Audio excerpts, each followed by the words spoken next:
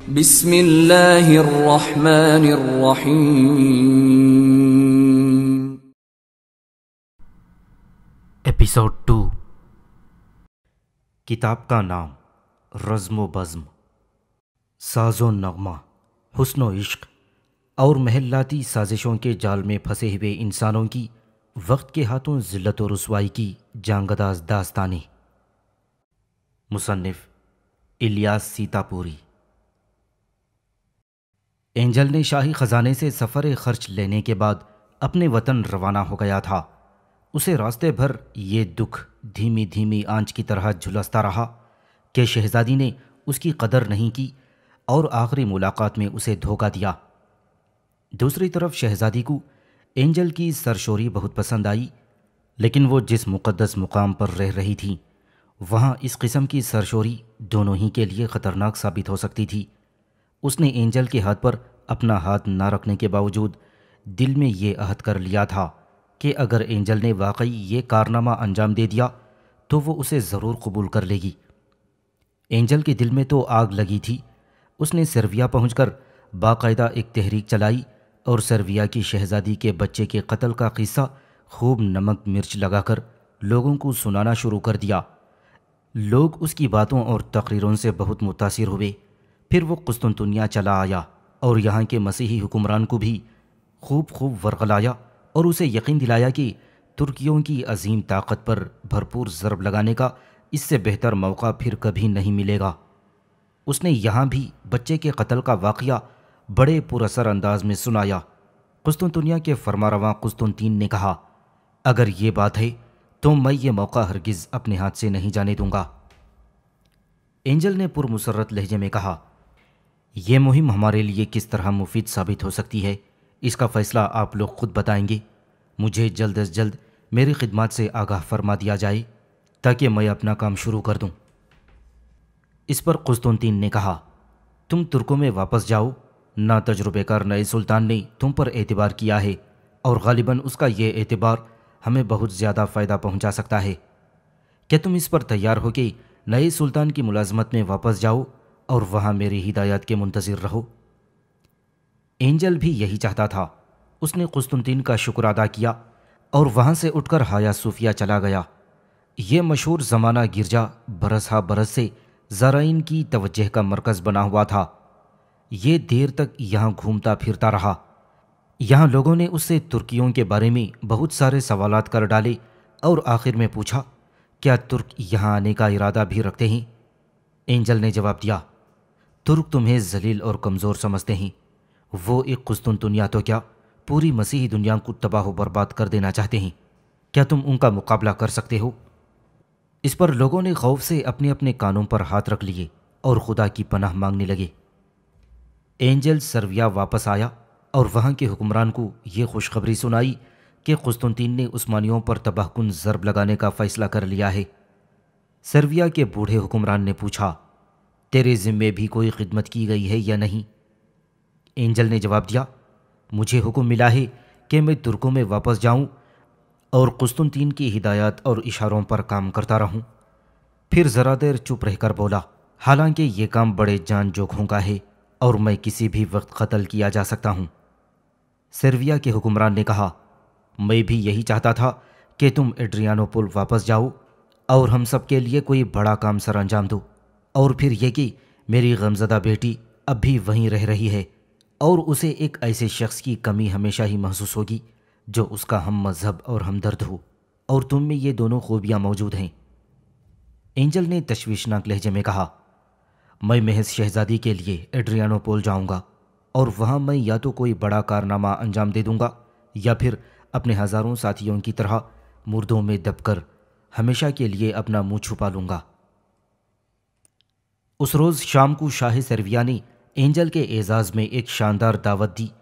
اس ضیافت کی سب سے زیادہ شاندار بات یہ تھی کہ اس میں اینجل کے علاوہ باہر کے کسی بھی آدمی کو مدعو نہیں کیا گیا تھا۔ کھانے کی لمبی میز کے چاروں طرف سرویا کے حکمران کا خاندان بیٹھ گیا۔ اس میں عورتیں، مرد اور بچے سبھی شامل تھے۔ اس موقع پر سرویا کے حکمران نے اینجل کا اہل خاندان سے تعارف کروایا۔ ابھی تعارف جاری ہی تھا کہ ایک نوجوان لڑکی بھاگتی ہوئی آئی اور میز کے گرد رکھی ہوئی کرسیوں میں خالی جگہ تلاش کرنے لگی۔ اینجل کے برابر کی کرسی خالی تھی۔ وہ بے تکلفی سے اس پر بیٹھ گئی۔ شاہ سرویہ نے اس لڑکی کی طرف ہنستے ہوئے اشارہ کیا، اور یہ میری سب سے چھوٹی بیٹی ہیلن ہے، نہایت شوق حد درجے شریر۔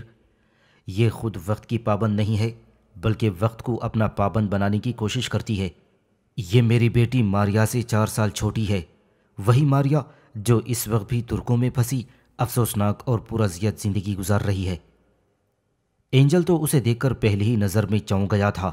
یہ بالکل ماریا تھی، ویسی ہی پیشانی، اسی کی طرح زلفیں، ناک، کان، ہاتھ، پیر، چال ڈھال، غرض کہ کسی بات میں بھی دونوں میں کوئی نمایاں فرق نہیں تھا۔ بس فرق صرف اتنا تھا کہ ماریا کو غموں کے دباؤ نے کچھ اداس اور سوگوار بنا دیا تھا، اور اس کے برعکس ہیلن میں تیزی، چستی اور پھرتی پائی جاتی تھی۔ اس کے کانوں میں پڑے ہوئے آویزوں میں 2 گول گول قیمتی موتی لٹک رہے تھے، اور ان میں اتنی چمک تھی کہ رخساروں کی آب و رنگ کو اس میں دیکھا جا سکتا تھا، اور اسے دیکھ کر اینجل کا دل دھکر پکڑ کرنے لگا۔ ہیلن نے شوقی سے کہا، کیوں جناب، آپ وہاں سے اکیلے ہی بھاگ کھڑے ہوئے، حالانکہ وہاں ابھی تک میری بہن ماریا موجود ہیں، انہیں یقیناً تمہاری ضرورت ہوگی۔ اینجل نے جواب دیا، ہیلن، تمہارا یہ خیال غلط ہے کہ میں تمہاری قابل عزت بہن ماریا کو تنہا چھوڑ کر بھاگ کھڑا ہوا ہوں، بلکہ حقیقت یہ ہے کہ میں یہاں ایک خاص مقصد سے آیا ہوں جس سے تمہارے والد خوب اچھی طرح واقف ہیں۔ شاہ سرویہ نے شرمندگی سے کہا، معزز مہمان، تم اس نادان اور شریر لڑکی کی باتوں کا خیال مت کرنا، ابھی اسے اپنی زبان کے صحیح مصرف کا علم نہیں ہے۔ اینجل نے ہنستے ہوئے کہا، جناب والا، اب میں اتنا نہ سمجھ بھی نہیں کہ شہزادی ہیلن کی معصومانہ باتوں کا برا مان جاؤں۔ ہیلن روٹھ گئی اور ہونٹ ٹکا کر بیٹھ گئی۔ سرویہ کے حکمران نے مسکراتے ہوئے کہا، یہ روٹتی بھی بہت جلد ہے، یہ اتنی زیادہ حساس اور نازک طبع واقع ہوئی ہے کہ اپنے خلاف ایک لفظ بھی سننا گوارا نہیں کرتی۔ ہیلن کھانا کھائے بغیر ہی اٹھ کر چلی گئی۔ اس کا باپ اسے پکارتا ہی رہ گیا، لیکن وہ واپس نہیں آئی۔ اس واقعے نے کھانے میں بدمزگی پیدا کر دی۔ سرویہ کے حکمران نے افسردگی سے کہا، حضرات، آپ سب کھانا شروع کر دیں، ہیلن بعد میں کھا لے گی، اسے شاید کھانے کی زیادہ اشتہا نہیں ہے۔ ان سب نے کھانے کا آغاز تو کر دیا، لیکن ان میں سے کسی ایک میں بھی پہلی جیسی سرگرمی اور جوش و خروش نہیں پایا جاتا تھا۔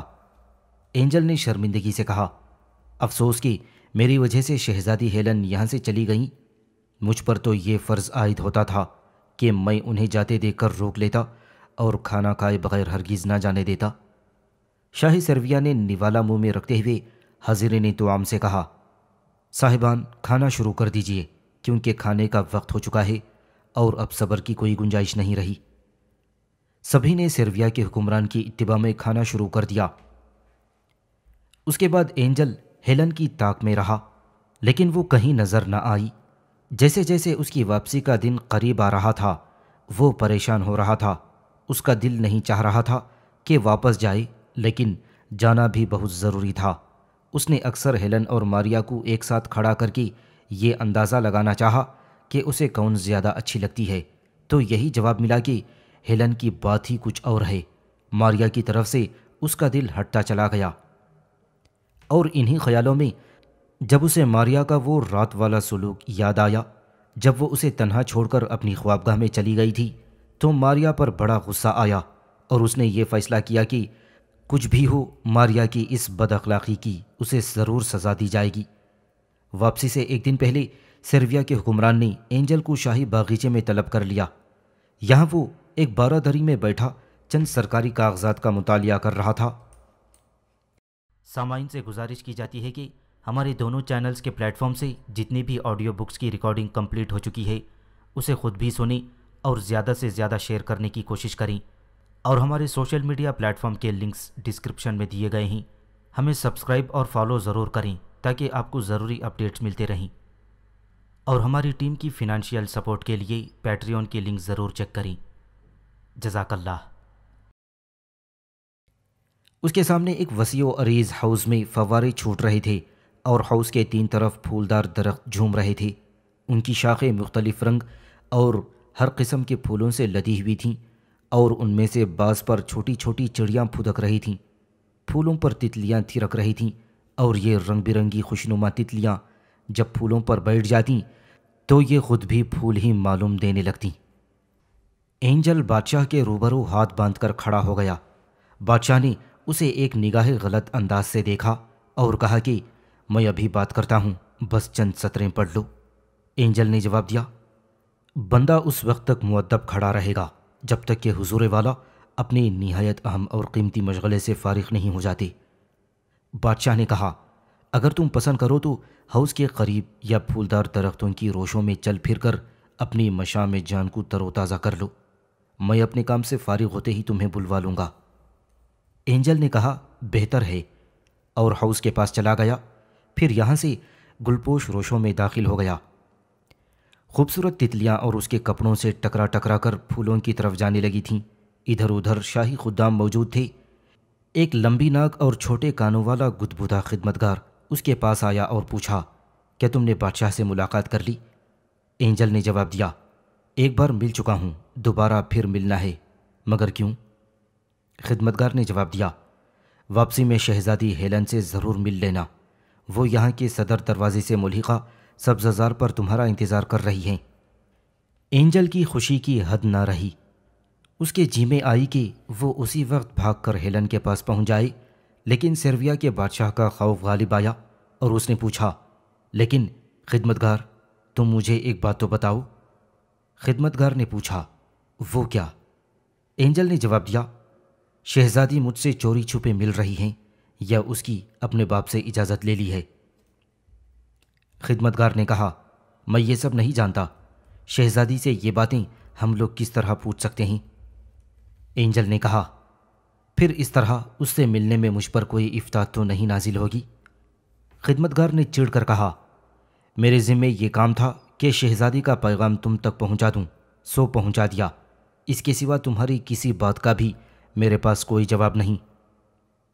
اینجل نے جلدی جلدی کہا، لیکن سنو تو جناب، ایک اور بات ہے۔ خدمتگار نے اس کی بات کاٹ دی، ایک طرف جاتا ہوا بولا، اب میں یہاں نہیں ٹھہر سکتا، بادشاہ سلامت اسی طرف تشریف لا رہے ہیں، تم شہزادی سے ضرور مل لینا۔ اینجل نے پیچھے مڑ کر دیکھا تو واقعی شاہ سیرویا اس کے قریب آ چکا تھا۔ وہ سنبھل کر کھڑا ہو گیا۔ بادشاہ کے جوتوں کی آواز قریب سے قریب تر آتی چلی گئی، یہاں تک کہ بادشاہ اس کے سامنے آن کھڑا ہوا۔ ہاں تو اے میرے عزیز، بادشاہ نے اسے مخاطب کیا، کل تم واپس چلے جاؤ گی؟ اینجل نے جواب دیا، جی حضور والا، ورنہ جیسا حکم ہو، خادم اس کی بجا آوری میں فخر و انبساط محسوس کرے گا۔ بادشاہ نے اس کا ہاتھ اپنے ہاتھ میں رکھ لیا، اسے دباتا ہوا بولا، اینجل، تم جانتے ہو کہ دشمنوں سے جنگیں کئی طرح لڑی جاتی ہیں۔ ایک طریقہ جنگ تو یہ ہے کہ دشمن کا کھلے میدان میں مردانہ وار مقابلہ کیا جائے، دوسرا طریقہ یہ ہے کہ اسے غافل رکھ کر شب خون مار دیا جائے، اور تیسرا طریقہ… یہ کہتے کہتے بادشاہ نے اپنے گرد و پیش کا جائزہ لیا اور پوچھا، ہمارے آس پاس کوئی موجود تو نہیں ہے؟ اور پھر خود ہی جواب دیا، شاید نہیں۔ ہاں تو میں تیسرے طریقے کی بات کر رہا تھا، جب دشمن ناقابل شکست ہو اور دونوں طریقے ناقابل اختیار ہو جائیں، تب پھر ہم میں سے کسی ایک جوان مرد کو اپنی جان خطرے میں ڈال کر تیسرے طریقے پر عمل کرنا چاہیے۔ وہ دشمن کی سب سے بڑی شخصیت کو اعتماد میں لے کر دھوکے سے ہلاک کر دے اور خود فرار ہو کر اپنوں میں پہنچ جائے۔ اتنا کہہ کر بادشاہ اینجل کی صورت دیکھنے لگا، وہ اس کی اندرونی کیفیت پتہ چلانا چاہتا تھا۔ اینجل نے پوچھا، کیا حضور والا یہ چاہتے ہیں کہ میں نوجوان سلطان محمد کو دھوکے سے ہلاک کر کے سیرویا واپس آ جاؤں؟ ہاں، بادشاہ نے کہا، اس کے علاوہ میری باتوں کا دوسرا کوئی مطلب نہیں ہے۔ تم شاید نہیں جانتے کہ دشمن کے سب سے بڑے آدمی کے تنہا مار دیے جانے سے آدھی فتح حاصل ہو جاتی ہے۔ اینجل خاموش ہو گیا، اس کا ذہن تیزی سے مصروف عمل تھا۔ بادشاہ نے اسے بہت زیادہ سوچنے ہی نہ دیا اور بول پڑا، میں نے تجھے اپنا عزیز کہا ہے کیونکہ میں جانتا ہوں کہ تیرا نسب نامہ بہت اچھا ہے اور تجھ سے رشتہ قائم کر لینے میں آر نہیں محسوس ہوگی۔ اینجل کو ان لفظوں کے معنی میں چھپا ہوا سنہرا مستقبل اس طرح نظر آنے لگا جس طرح بادلوں کی اوٹ سے درخشاں چاند دکھائی دے رہا ہو۔ اس نے رک رک کر پوچھا، کیا حضور والا کچھ فرما رہے ہیں؟ میری کامیابی کے بعد اس پر فی الفور عمل کر دیا جائے گا؟ بادشاہ نے کہا، بادشاہ سے 100 زنی، بادشاہ کی طرف سے دھوکہ، یہ ناقابل معافی جرم ہے۔ اینجل نے کہا، تب پھر میں آج ہی روانہ ہو جاؤں گا اور اس ناتجربہ کار سلطان کا کام تمام کر کے بہت جلد واپس آ جاؤں گا۔ نہیں، بادشاہ نے کہا، تم کل ہی روانہ ہوگے۔ اپنا کام پورا کر کے جب تم واپس آؤ گے تو سلطان کا خنجر، پیٹی اور اس کا لباس تم اپنے ساتھ لاؤ گے۔ سلطان کی ان چیزوں کے عوض تمہیں منہ مانگا انعام عطا کر دیا جائے گا۔ اینجل نے بات صاف کر لینی چاہی اور بولا، خادم کی خواہش ہے کہ جب میں سلطان کی مذکورہ بالا چیزیں لے کر حاضر ہو جاؤں تو حضور والا مجھے اپنی فرزندی میں قبول فرما لیں۔ بادشاہ نے گرجدار آواز میں پوچھا، تمہارے ذہن میں کس کا نام ہے؟ تم نے کس کو پسند کیا ہے، ماریا کو یا ہیلن کو؟ اینجل نے ڈرتے ڈرتے جواب دیا، ہیلن کو۔ بادشاہ نے کہا، تم ہیلن کے بدلے دولت کیوں نہیں مانگ لیتے، جاگیر کیوں نہیں طلب کرتے؟ حضور والا، صرف ہیلن۔ وہ بادشاہ کے قدموں میں گھٹنوں کے بل بیٹھ گیا تھا اور بادشاہ کی پنڈلیوں کو بوسا دیا۔ بادشاہ نے کہا، اگر ہیلن نے تجھے ناپسند کر دیا تو؟ اینجل نے کہا، اس معاملے میں ہیلن کی پسند اور مرضی کو اتنا ہی دخل ہونا چاہیے حضور والا جتنا کہ دخل شہزادی ماریا کو بوڑھے سلطان مراد کے قبول کرنے یا نہ کرنے میں تھا۔ حضور والا، کہ جتنا دخل شہزادی ماریا کو بوڑھے سلطان مراد کے قبول کرنے یا نہ کرنے میں تھا۔ بادشاہ مسکرایا اور بولا، تو اب تم خود کو مراد ثانی جتنا بڑا آدمی سمجھنے لگے ہو؟ خوب، بہت خوب۔ اچھا، ابھی میں خود ہیلن سے بھی بات کر لوں گا، تم روانگی سے پہلے مجھ سے اس کا جواب لے لینا۔ اینجل نے بادشاہ کی پنڈلی کو ایک زوردار بوسا دیا اور بادشاہ نے اسے پکڑ کر اٹھایا اور کہنے لگا، اب تم جا سکتے ہو۔ جب اینجل جانے لگا تو بادشاہ نے کہا، ہیلن صدر دروازے سے ملحقہ سبززار پر خود بھی موجود ہے، تم اس سے بات کر کے جانا اور اندازہ لگانے کی کوشش کرنا کہ کس حد تک وہ تمہاری ہم خیال ہے۔ اینجل کی خوشی کی انتہا نہ رہی۔ خدا اور قسمت اس پر شاید دونوں ہی مہربان تھے۔ وہ فرتے خوشی میں اس سبززار کی طرف بڑھا جہاں ہیلن اس کا انتظار کر رہی تھی۔ کئی خدمتگار خواتین کی نگرانی میں اینجل ہیلن کے پاس پہنچ گیا۔ شریر ہیلن اسے دیکھ کر مسکرا دی، شوقی سے سوال کیا، کیا تم نے واقعی ینیچری سردار کے پیٹ میں اپنی تلوار کی نوک چبھو دی تھی؟ اینجل نے جواب دیا، حضور شہزادی صاحبہ جب اپنی بڑی بہن سے ملاقات فرمائیں گی تو وہ میرے اس بیان کی تصدیق فرما دیں گی۔ ہیلن نے لاپرواہی سے کہا، مجھے یقین نہیں آتا۔ یقین نہ کرنے کی کوئی خاص وجہ؟ ہیلن نے خدمتگار کنیزوں کی طرف اشارہ کرتے ہوئے کہا، عورتوں کا محاصرہ تو تم توڑ نہیں سکے، پھر بہادر مردوں سے تم کیا خاک مقابلہ کرو گے؟ اینجل ہیلن کے اس لطیف مذاق سے بہت خوش ہوا اور بولا، میں شہزادی ہیلن کا شکر گزار ہوں کہ مجھ سے مذاق فرما کر لطف اندوز ہو رہی ہیں۔ اس پر ہیلن نے کہا، تم نے ترکوں کے نوجوان سلطان محمد خان کو دیکھا ہے؟ اینجل نے جواب دیا، صرف دیکھا ہی نہیں، اس سے بات چیت بھی کی ہے۔ میں نے اسے اتنا ہی قریب سے دیکھا ہے جتنا قریب شہزادی ہیلن کو دیکھ رہا ہوں۔ ہیلن نے پوچھا، اس کی شکل و صورت کیسی ہے؟ اینجل نے جواب دیا، اس کی شکل و صورت پوچھ کر کیا کیجیے گا؟ بہرحال اگر آپ اس کی شکل و صورت جاننا ہی چاہتی ہیں تو سن لیں، سلطان کے چہرے پر دونوں سرخ و سفید رخسار اتنے ابھرے ہوئے ہیں کہ دیکھنے والے کی نظر ان پر ہی جم کر رہ جاتی ہے۔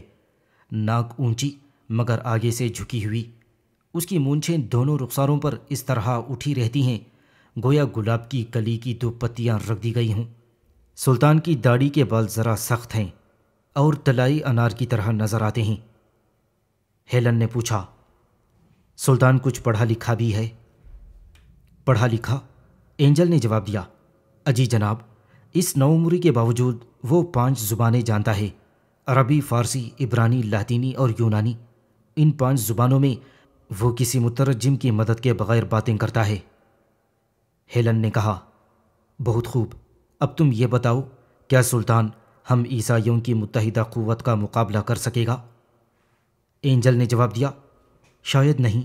اس نے شہزادی کی کیف آور آنکھوں میں اپنا چہرہ دیکھا اور بولا، شہزادی، میں کچھ اور تو جانتا نہیں، بس یہ جانتا ہوں کہ اب جب میں ترکوں کے پاس سے واپس آؤں گا تو میرے سامان میں ترکوں کے نوجوان بادشاہ کا خنجر، اس کی بیٹی اور اس کا لباس بھی شامل ہوگا، کیونکہ آپ کے والد نے مجھ سے وعدہ کر لیا ہے کہ اس کے بعد میں ہر وقت آپ کی خدمت میں حاضر رہ سکوں گا۔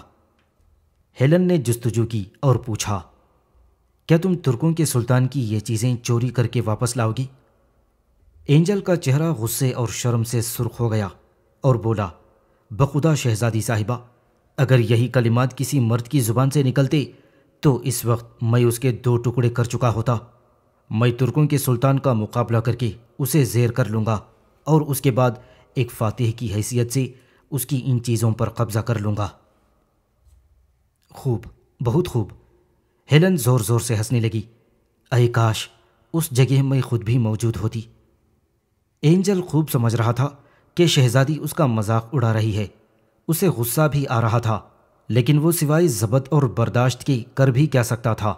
بولا، آپ اس وقت تک میری باتوں کا یقین نہیں کریں گی جب تک کہ میں یہ غیر معمولی کارنامہ انجام دے کر دوبارہ آپ کی خدمت میں نہ آ جاؤں۔ شہزادی نے اینجل کی مونچھوں کی طرف اشارہ کرتے ہوئے کہا، انہیں تم ترکوں کے سلطان کی طرح اوپر اتنا زیادہ اٹھا لو کہ ان کی دونوں نوکیں نچلی پلکوں سے ٹکرانے لگیں۔ اینجل نے خفت سے پوچھا، ان کا فائدہ؟ ہیلن نے جواب دیا، ان کا فائدہ یہ ہے کہ یہ سلطان کی مونچھوں سے بڑھ جائیں گی۔ اور پھر وہ زور زور سے ہنسنے لگی۔ اینجل کو ہیلن سے زیادہ ان عورتوں سے شرم آ رہی تھی جو موت کے فرشتوں کی طرح اس کے سر پر سوار تھیں۔ اس نے ہیلن کو خوب اچھی طرح دیکھ لیا اور اس نتیجے پر پہنچا کہ اس کے لیے زندگی کو داؤ پر لگایا جا سکتا ہے۔ اس کی پتلی پتلی مخروطی انگلیاں بتا رہی تھیں کہ شہزادی میں شاعرانہ صلاحیتیں بہت زیادہ ہیں۔ اس کا چہرہ ایسا تھا گویا مصور اگر دیکھ لیتا تو زندگی بھر اس کی شبیہ بناتا رہتا۔ آنکھیں اتنی پرکشش اور خواب آگئی تھیں کہ ان سے زیادہ پرکشش اور مخمور ہونے کا خیال بھی نہیں کیا جا سکتا۔ مدور اور بتدریج گولائی میں مختصر ہوتی ہوئی پنڈلیوں پر بال اگے ہوئے تھے۔ سفید پنڈلیوں پر کالے کالے بال کسی مرد کے پیر دکھائی دیتے تھے اور بظاہر یہ ایک عیب تھا، لیکن اینجل کو ان میں بھی حسن ہی کی جھلک دکھائی دی۔ ہیلن نے پوچھا، تم دیکھ کیا رہے ہو اور کیا سوچ رہے ہو؟ اینجل نے جواب دیا، اس سانے کی کاریگری پر غور کر رہا ہوں جو مادے اور نر کے امتزاج سے آپ جیسی حسین ترین ہستی کو تخلیق کر دیتا ہے۔ میری عقل حیران ہے کہ یہ آپ کے کس کس عضو کی تعریف کرے، جسم کے کس کس حصے کے حسن کی ثناخوانی کرے۔ سر پر مسلط کنیزوں نے اسے جھڑک دیا تھا، فضول باتوں میں اپنا وقت ضائع مت کرو، اگر گفتگو کے لیے کوئی موضوع نہیں باقی رہا تو اب یہاں سے چلتے بنو۔ ہیلن نے کہا، یہ سپاہی سے زیادہ تو شاعر نظر آتا ہے، کیا اس کی پر لطف باتوں میں تمہیں کوئی مزہ نہیں مل رہا؟ ایک کنیز نے جواب دیا، یہ اپنی حد سے بڑھ رہا ہے۔ اینجل نے غصے میں کہا، ابھی تو جتنی باتیں کرنا چاہے کر لے، لیکن جب میں ترکوں کے پاس سے واپس آؤں گا تو اس وقت میں اتنا اختیار ضرور حاصل کر چکوں گا کہ تجھے شہزادی کی ملازمت سے نکال باہر کروں گا۔ کنیزیں مسکرانے لگیں۔ ہیلن نے کہا، افسوس کہ میں شہزادی ہوں، اور شہزادی نہ ہوتی تو تمہارے ساتھ چل کر تمہاری بہادری ضرور دیکھتی۔ اینجل کو سبھی پر غصہ آ رہا تھا۔ اسے بہت افسوس تھا کہ آخر یہ لوگ اس کی بہادری پر یقین کیوں نہیں کرتے۔ دوسرے دن جب وہ سرویا سے رخصت ہو رہا تھا تو ہیلن بھی اس سے ملنے آئی۔ اس نے ہیلن سے وفور جذبات سے پوچھا، کیوں شہزادی صاحبہ، کبھی آپ اس خاکسار کو بھی یاد فرمائیں گی؟ ہیلن نے جواب دیا، کیوں نہیں، جب بھی کوئی بڑبولا شیخیاں بگھارے گا تو تم مجھے فوراً یاد آ جاؤ گی۔ کنیزیں کھل کھلا کر ہنس دیں۔ اس وقت ایک اور کنیز بھاگتی ہوئی آئی اور ہیلن کو مطلع کیا، حضور شہزادی صاحبہ، شہزادہ مائیکل تشریف لا رہے ہیں۔ ہیلن نے جواب دیا، انہیں فوراً حاضر کرو۔ پھر اینجل سے کہا، اینجل تم مائیکل سے مل کر یقیناً بہت خوشی محسوس کرو گی، کیونکہ وہ صاحب بھی بذوام خود بہت بہادر ہیں اور میری خاطر دنیا کا مشکل ترین کام سر انجام دینے کو ہر وقت تیار رہتے ہیں۔ اب اینجل کا حسد سے برا حال ہونے لگا، اس کا حلق خشک ہو گیا۔ بمشکل پوچھا، کیا مائیکل شہزادہ ہے؟ ہیلن نے جواب دیا، ہاں، کیونکہ یہ بھی شاہی خاندان ہی کا ایک فرد ہے، گو کہ دوری رشتے کا ہی صحیح۔ اسی دوران چند کنیزوں کی معیت میں شہزادہ مائیکل بھی وہیں پہنچ گیا۔ اینجل نے اسے کنکیوں سے دیکھنے کی کوشش کی، مونچھیں اس کی بھی بڑی بڑی تھیں اور اس کے سر پر ایک اونچا سا ہیٹ رکھا ہوا تھا، ہاتھ میں بیت تھا۔ مائیکل اینجل کو دیکھ کر بھڑک گیا۔ ہیلن سے پوچھا، یہ جانور شاہی سبززار میں گھاس چرنے کہاں سے آ گیا؟ اینجل خود کو معزز مہمان تصور کیے ہوئے تھا، ترکی بترکی جواب دیا، شہزادے کی نگاہ بہت کمزور محسوس ہوتی ہے اور ذرا فائر العقل بھی دکھائی دیتے ہیں۔ اگر ان میں یہ دو نقص نہ ہوتے تو یقیناً ایک اچھا خاصا معزز مہمان انہیں جانور نظر نہ آتا۔ مائیکل بھڑک اٹھا اور چیخ پڑا، گستاخ، بے ادب، تو ہے کون اور یہاں کیوں آیا ہے؟ اینجل نے جواب دیا، یہ سوال تم شہزادی سے کرو، ورنہ یوں میری حیثیت بہت جلد تم پر بھی آشکار ہو جائے گی۔ مائیکل نے ذرا قریب ہو کر اینجل کی ناک پکڑ لی اور شوخی سے بولا، ادب سے بات کر نوارد انسان، تم مجھے پہچانو اور جب پہچان لو تو مجھے میری حیثیت کے مطابق مخاطب کرو۔ اینجل نے مائیکل کی ناک پکڑ لی اور بولا، میں اگر چاہوں تو تمہاری یہ ناک میں تمہاری ہتھیلی پر رکھ دوں گا۔ ہیلن اور اس کی کنیزیں اس جھگڑے میں غیر جانبدار تھیں اور مزے لیتی رہیں۔ مائیکل نے اینجل کو دھکا دے کر پیچھے ہٹا دیا۔ اینجل نے مائیکل کے ایک زوردار مکہ رسید کر دیا۔ شدت کرب سے مائیکل دوہرا ہو گیا۔ اینجل نے شرارتاً پوچھا، اور کیا اتنا ہی کافی ہے؟ مائیکل نے نیام سے گپتی نکال لی، لیکن اینجل نے اسے حملہ آور ہونے کا موقع نہ دیا۔ گپتی والے ہاتھ کی کلائی پر ایک ایسی ضرب رسید کی کہ گپتی چھوٹ کر دور جا گری، جسے اینجل نے اٹھا لیا اور زور زور سے ہنسنے لگا۔ مائیکل نے کھسیاہٹ سے کہا، تم مجھ پر خوب اچھی طرح ہنس لو، ہیلن یہ مت بھولو کہ اگر یہ بات بڑھ گئی اور فیصلہ ڈویل تک پہنچ گیا تو تم چٹکی بجاتے رخصت کر دیے جاؤ گے، کیونکہ آج تک میں نے کسی سے شکست نہیں اٹھائی۔ اینجل نے جواب دیا، تمہیں شکست دینے کے لیے خدا نے مجھے بھیجا ہے۔ 5-10 دن خوب اچھی طرح کھا پی لو، کیونکہ کچھ پتہ نہیں کہ تم کتنی زندگی لکھا کر آئے ہو۔ اس پر مائیکل نے کہا، یہ موقع مبارزت کا نہیں ہے، لیکن پھر بھی میں تمہیں ایک موقع مبارزت عطا کروں گا، بشرطے کہ تم نے خود کو مبارز ثابت کر دیا۔ اینجل نے مائیکل کی بات کا کوئی جواب نہ دیا۔ ہیلن نے چھیڑا، کیوں جناب، آپ خاموش کیوں ہو گئے؟ اینجل نے جواب دیا، اب میرے پاس بولنے کے لیے کچھ نہیں رہا، نہیں تو بولوں گا کیا؟ لیکن مائیکل میں جتنی خوبیاں یا اعزاز موجود ہیں، میں ان کا بھی مقابلہ کرنے کو تیار ہوں۔ مائیکل نے بدستور ترش لہجے میں کہا، تم حد سے بڑھ رہے ہو، کوشش کرو کہ تمہاری جو حیثیت ہے اس میں کوئی منفی تغیر پیدا نہ ہو جائے۔ اینجل نے باتوں میں مائیکل کو اڑا دینے کی کوشش کی اور بولا، میری حیثیت میں جو غیر معمولی تغیر رونما ہونے والا ہے اس کی چکا چوند تمہاری بقیہ نظر کو بھی کھا جائے گی۔ مائیکل نے ہیلن سے شکایت کی، ہیلن، میں یہ ساری باتیں تم سے کرنا چاہتا تھا، یہ جنگلی معلوم نہیں کہاں سے شہروں کی طرف بھاگ کر آ گیا ہے، میں اس کے گلے میں لال فیتا ڈلوا دوں گا جس سے لوگوں کو اس کی اصل حیثیت معلوم ہو جائے گی۔ اینجل نے جواب دیا، سرے دست یہی ارادہ اپنا بھی ہے۔ ہیلن نے کہا، اچھا جناب، اب آپ دونوں خاموش ہو جائیں۔ پھر اینجل سے کہا، تم مائیکل کو وہ شرط بتا دو جس کی تکمیل کے بعد تم میرے حقدار ہو جاؤ گی۔ اس پر اینجل سٹ پٹایا، لیکن ہیلن کے اصرار پر شرط کی ساری تفصیل بتانی ہی پڑ گئی۔ آخر میں ہیلن سے شکایتاً کہا، افسوس کہ اس بات کو راز ہی میں رہنا تھا، لیکن آپ نے اس کا یوں برملا ذکر کر دیا۔ مائیکل نے تحقیر آمیز لہجے میں کہا، میں کسی شرط ورت کا پابند نہیں ہوں، تو اس شرط کو پورا کر کے واپس آ جا، اس وقت میں دیکھ لوں گا کہ تو ہیلن کو کس طرح حاصل کرتا ہے۔ ہیلن اینجل کو ایک طرف لے کر چلی گئی اور سرگوشی میں کہا، تم اس کی باتوں سے فکر مند مت ہونا، بھلا کون ایسی لڑکی ہے جو زندگی بھر کے لیے اس مجسمہ حماقت کو خود پر مسلط کر لے گی۔ اینجل کی تشویش دور ہو گئی، ساری فکر مندی جاتی رہی۔ ہیلن کا ذرا سا بھی دلاسا اس کے لیے بہت کافی تھا۔ اینجل ایڈریانو پول پہنچا تو معلوم ہوا سلطان محمد ایشیائی کوچک کی شورشیں دبانے میں مشغول ہے۔ یہ بغاوتیں بھی عیسائیوں کی سازشوں کا ایک حصہ تھیں۔ مسیحی قوتیں نوجوان بادشاہ کو اس کے اپنے ہی ملک کی بغاوتوں میں الجھا کر کمزور کر دینا چاہتی تھیں، اور جب انہیں یہ یقین ہو جائے گا کہ نوجوان بادشاہ بغاوتیں دبانے میں ناکام رہا ہے تو وہ خود بھی ترکی علاقوں میں داخل ہو جائیں گی اور چاروں طرف سے یلغار کر کے اس قصے کو ہمیشہ کے لیے پاک کر دیں گی۔ شہزادی ماریا نے اینجل کو اپنے پاس طلب کر لیا۔ اس دن اس نے بطور خاص سیاہ لباس زیب تن کیا اور 2 انگلیوں میں نہایت بیش قیمت انگوٹھیاں پہن لیں۔ اینجل نے بھی شہزادی کے روبرو جانے سے پہلے بہت اچھے کپڑے پہنے اور انہیں خوشبو سے معطر کر دیا۔ وہ شہزادی کے روبرو پہنچتے ہی ادب سے 2 زانو ہو گیا۔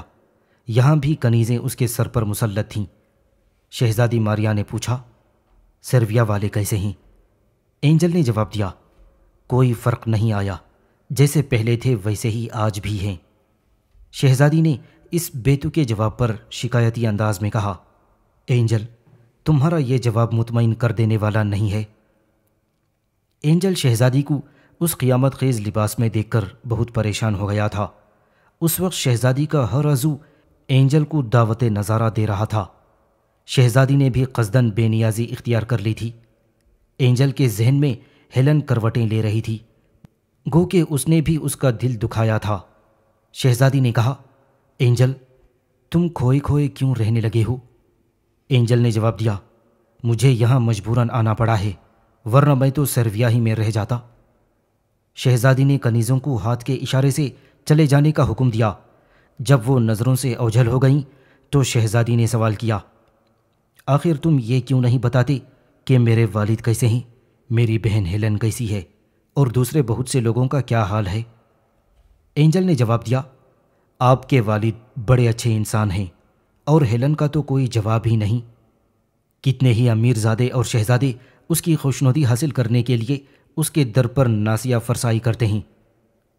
شہزادی نے شرما کر پوچھا، کبھی مجھے بھی یاد کر لیا تم نے؟ اینجل نے جواب دیا، آپ کو یاد کیا خاک کرتا، وہاں ہو بہو آپ کی شکل و شباہت کی ایک دوسری لڑکی بھی موجود ہے۔ شہزادی نے پوچھا، وہ دوسری لڑکی میری بہن ہیلن ہوگی کیونکہ وہ مجھ سے بہت زیادہ مشابہ ہے۔ بالکل ٹھیک ہے شہزادی صاحبہ، وہ آپ کو بہت یاد کر رہی تھیں، یہاں آپ کے پاس آنے کے لیے بے چین ہے۔ اس پر شہزادی نے پوچھا، اینجل، کیا وہاں کے لوگ خیالوں کی دنیا اب بھی سجاتے ہیں یا سست ہو گئے ہیں؟ اینجل نے کہا، شہزادی صاحبہ، سچ بات تو یہ ہے کہ سرویا کے لوگ غضب کے بے فکرے ہیں، ان پر شاد و غم کا مطلق اثر نہیں ہوتا۔ میں نے انہیں کئی دکھ بھری داستانیں سنائیں، لیکن ایسے موقعوں پر وہ روتے ہی نہیں بلکہ ہنستے ہیں۔ شہزادی ہاتھ ملنے لگی۔ وہ جو کچھ جاننا چاہتی تھی اینجل اسے بار بار نظر انداز کر رہا تھا۔ شہزادی نے پوچھا، میرا شوہر مر چکا ہے اور میں ابھی جوان ہوں، کیا میرے گھر والوں کو اس بات کا احساس نہیں کہ میری دوسری شادی بھی ہو سکتی ہے؟ اینجل نے کہا، میں نے ان ذاتی نوعیت کے سوالوں سے ہمیشہ احتراز کیا ہے۔ شہزادی غصے میں بولی، تم دور ہو جاؤ میری نظروں سے، کیونکہ اب تم پہلے جیسے اینجل نہیں رہے۔ سرویا جا کر خدا جانے تمہیں ہو کیا گیا ہے۔ اینجل اٹھ کر چلا گیا، لیکن کچھ دور جا کر پھر واپس آ گیا اور بولا، محترمہ شہزادی صاحبہ، مجھے معاف فرما دیجئے، میں سرویا سے واپس آ کر اپنے ہوش و حواس میں نہیں ہوں، معلوم نہیں مجھے کیا ہو گیا ہے۔ شہزادی نے پھر جھڑکا، اب تم یہاں ایک لمحے بھی نہیں ٹھہر سکتے، اسی وقت چلے جاؤ یہاں سے، اب میں تم سے ایک بات بھی نہیں کرنا چاہتی۔ اینجل نے نفسیاتی چرکا لگایا، میں آپ کو یہ بتانا بھول ہی گیا کہ آپ کے والد نے میرے سپرد ایک ایسا کام کر دیا ہے جسے بحسن خوبی انجام دے کر میں آپ کی چھوٹی بہن ہیلن کا مستحق ہو جاؤں گا۔ تم جھوٹے ہو، میرا باپ تم سے اس قسم کا وعدہ ہرگز نہیں کر سکتا۔ آپ دیکھ لیں، اینجل کہنے لگا، میں یہاں آیا ہی ایک خاص مقصد سے ہوں۔ شہزادی نے کہا، اگر ایسا ہے تو میں بھی دیکھوں گی کہ تو اپنے اس خاص مقصد میں کس طرح کامیابی حاصل کرتا ہے۔ اینجل نے ڈر کر پوچھا، کیا آپ میرے اس مقصد سے آگاہ ہو گئی ہیں؟ شہزادی نے کہا، ہاں میں جانتی ہوں تم یہاں کیوں آئے ہو۔ میں سلطان کی واپسی کی منتظر ہوں، پھر دیکھتی ہوں تم اپنے مقصد میں کس طرح کامیابی حاصل کرتے ہو۔ اینجل کا مارے ڈر کے بہت برا حال ہو گیا۔ اس نے سوچا، اگر شہزادی اس کے ارادے سے واقف ہو ہی گئی ہے اور اس نے اس کا انکشاف بادشاہ کے روبرو کر دیا تو پھر اس کا حشر کیا ہوگا۔ اس نے شہزادی کی خوشامدی کی اور پھر کہنے لگا، شہزادی صاحبہ، مجھے ایک بار معاف کر دیں، اس کے بعد کوئی غلطی نہ کروں گا، آپ اطمینان رکھیں۔ شہزادی بڑبڑاتی رہی، جب تک میں اس محل میں ہوں اور بادشاہ کی عطا کردہ آسائشوں سے لطف اندوز ہو رہی ہوں، میں نمک حرامی کا خیال تک اپنے دل میں نہیں لا سکتی۔